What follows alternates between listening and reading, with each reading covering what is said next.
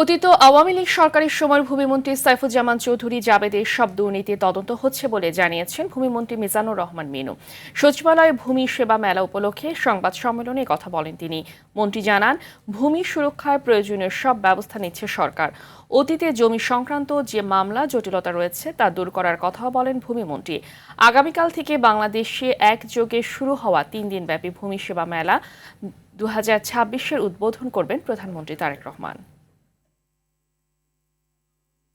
মামলার জটিলতা এবং আইনের বিষয় নিয়ে আমরা এটাকেও খুব তাড়াতাড়ি আমরা ইনশাল্লাহ আমরা খুব শর্ট করে নেব ভবিষ্যতে। আমরা ইতিমধ্যে আপনারা জানেন যে আমাদের মন্ত্রণালয়ের দেশের খাদ্য ব্যবস্থা সুরক্ষিত করার জন্য কৃষি জমি আর কোনো কাজে আমরা ব্যবহার করতে দেবো না। ভূমি মন্ত্রণালয় এটা মাননীয় প্রধানমন্ত্রীর নির্দেশ, আমরা প্রোটেকশন দেবো।